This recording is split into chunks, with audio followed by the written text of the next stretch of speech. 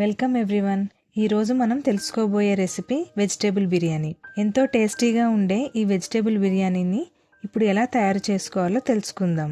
ముందుగా కావాల్సిన పదార్థాలు: గ్రీన్ బఠానీ ఒక చిన్న కప్పు, కట్ చేసి పెట్టుకున్న 2 దుంపలు, అలాగే కట్ చేసి పెట్టుకున్న 2 క్యారెట్లు, పచ్చాపచ్చాగా దంచి పెట్టుకున్న అల్లం వెల్లుల్లి, కొద్దిగా కొత్తిమీర, కొద్దిగా పుదీనా, 5 పచ్చిమిర్చి, 2 పెద్ద సైజు ఉల్లిపాయ ముక్కలు, అలాగే కొద్దిగా దాల్చిన చెక్క, మరాఠీ మొగ్గ, లవంగాలు,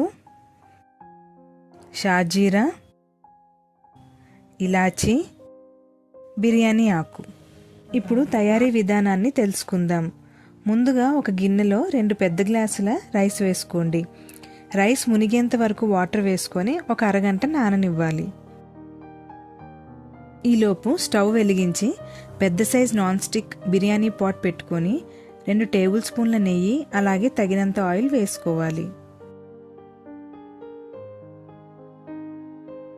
ఇప్పుడు నూనె కొద్దిగా వేడైన తరువాత ముందుగా దాల్చిన చెక్క, ఇలాచి, లవంగాలు, షాజీరా, బిర్యానీ ఆకు,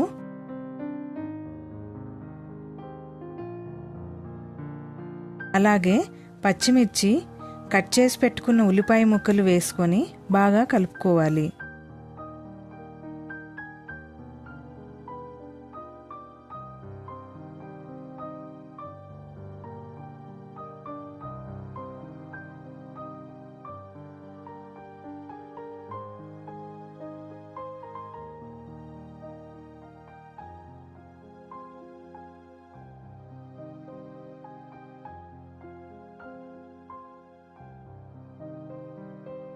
ఉల్లిపాయ ముక్కలు లైట్గా ఫ్రై అయిన తరువాత దంచిపెట్టుకున్న అల్లం వెల్లుల్లిని వేసుకోవాలి.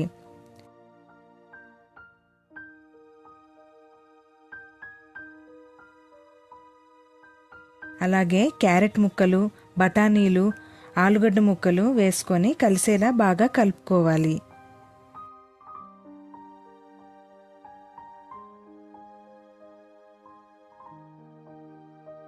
ఇప్పుడు 4 గ్లాసుల నీళ్లు వేసుకోండి.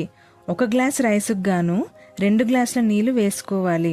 ఇక్కడ మనం 2 గ్లాసుల రైస్ తీసుకున్నాం కాబట్టి 4 గ్లాసుల నీళ్లు వేసుకోవాలి. తరువాత తగినంత సాల్ట్ వేసుకొని బాగా కలుపుకొని మూత పెట్టుకోవాలి.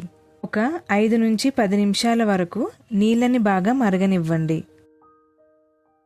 ముందుగా మనం నానబెట్టుకున్న బియ్యాన్ని వేసుకొని బాగా కలిసేలా కలుపుకొని మూత పెట్టుకొని రైస్ని ఉడకనివ్వాలి.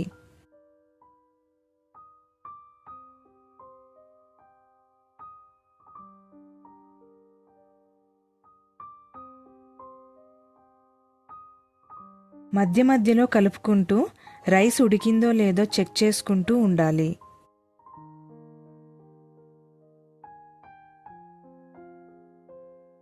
లాస్ట్లో మళ్ళీ ఒకసారి కొద్దిగా కొత్తిమీర వేసుకొని బాగా కలుపుకోవాలి.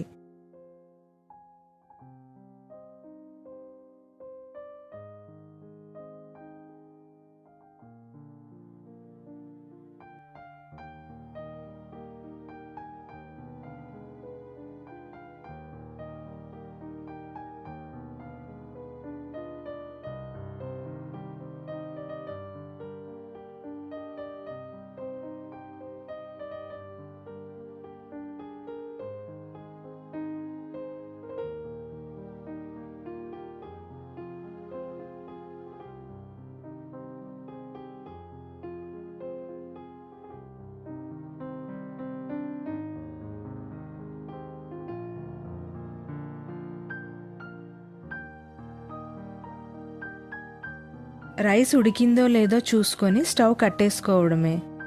ఇంతేనండి, వెజ్ బిర్యానీ ఎలా తయారు చేయాలో తెలుసుకున్నాం కదా. మా రెసిపీ మీకు నచ్చినట్లయితే మీ ఫ్రెండ్స్ అండ్ ఫ్యామిలీకి షేర్ చేయండి. అలాగే లైక్ అండ్ సబ్స్క్రైబ్ చేయండి. మళ్ళీ ఒక మంచి రెసిపీతో మళ్ళీ కలుద్దాం. Thank you.